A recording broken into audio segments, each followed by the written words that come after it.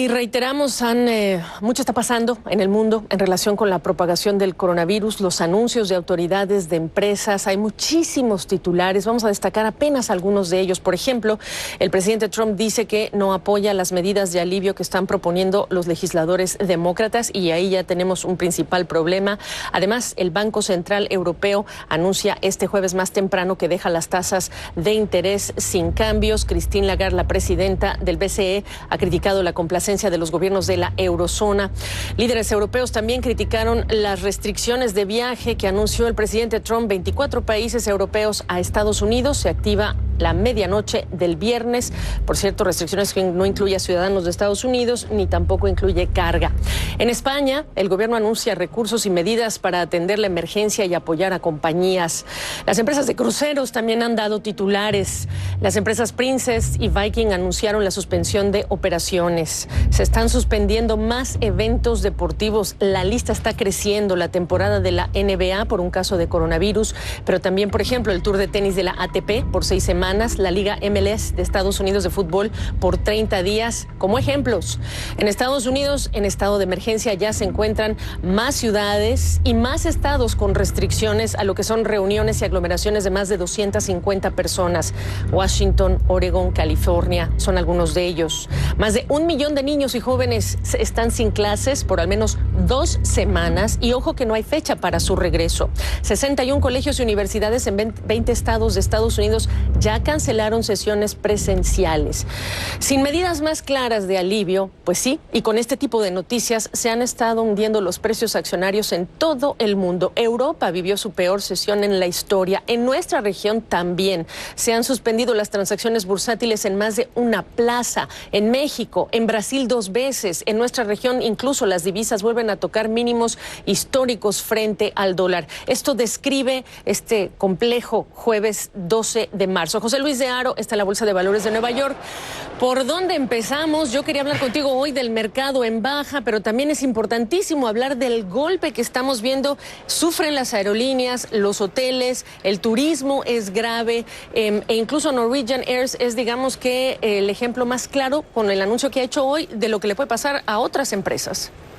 Así es, Gaby. Vamos a seguir viendo cómo estas compañías van a tener que frenar completamente sus operaciones. Eso va a implicar que esos ingresos procedentes de esas operaciones no van a llegar y quizá no podrían volverse a recuperar una vez que se normalice la situación. Esto va a pasar factura sobre todo a las cuentas que iremos conociendo en esta primera mitad del año y tendremos que ver cómo afecta también a las proyecciones para el conjunto de 2020. Mientras tanto, es muy importante el tener en cuenta cómo hemos vuelto a ver una intervención por parte de la Reserva Federal. La Reserva Federal de Nueva York anunciaba una inyección de liquidez de 1,5 billones con B de dólares en distintas operaciones que se van a ir realizando durante la jornada de hoy, también durante la jornada de mañana. Y esto lo que ha hecho ha sido hacer que el mercado redujese ligeramente las pérdidas, pero en estos momentos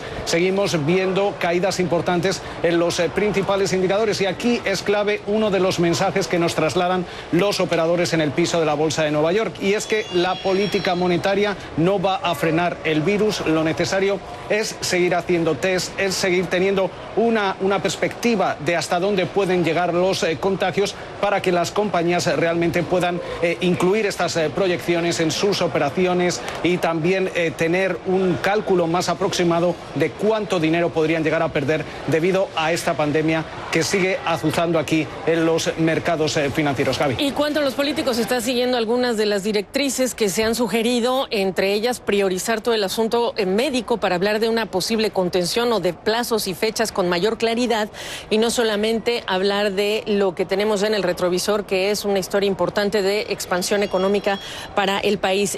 Habló, por supuesto, Christine Lagarde, pero yo te quiero preguntar, además, tú estás en Nueva York, sabemos que la Bolsa Mercantil de Chicago a partir del viernes también va a alterar la manera en la que opera, que hay gente que se va a quedar en casa, que bancos de inversión allá en Nueva York están mandando a sus trabajadores a trabajar también desde casa. ¿Cómo se ve el Nueva York hoy en esta era del coronavirus? Básicamente, dependiendo de la industria y de la compañía, ya llevamos viendo algunos trabajadores que llevan desde hace una semana trabajando desde sus domicilios. Mientras tanto, aquí en la Bolsa de Nueva York también se están implementando distintos protocolos. Se está intentando separar a las personas que entran y salen para asegurarse que en estos momentos hay el menor riesgo de disrupción de las operaciones, pero existe un protocolo claro que en el caso de emergencia se activaría para garantizar que las operaciones de compra y venta de acciones siguen operando, aunque eso sí podrían afectar en cierta forma a los volúmenes. Pero hemos visto, o esta situación lo que está poniendo a prueba es esas operaciones de teletrabajo, de trabajo desde domicilio, para ver cómo va a ir desarrollándose la situación. La pregunta ahora es si esto va a ser cuestión de unas semanas, va a ser cuestión de meses, va a ser cuestión de trimestres, y sobre todo cómo va a afectar toda esa situación a las operaciones de las compañías, ya que buena parte de ese teletrabajo no llega a sustituir del todo a las operaciones cotidianas de muchas empresas y muchos servicios. Y atrás de José Luis, pues bueno, el piso de la Bolsa de Valores, ahí todavía hay gente caminando. Vamos a ver el tema de ese distanciamiento social del que tanto ya se está hablando. Gracias, José Luis, buena tarde. Lo mismo.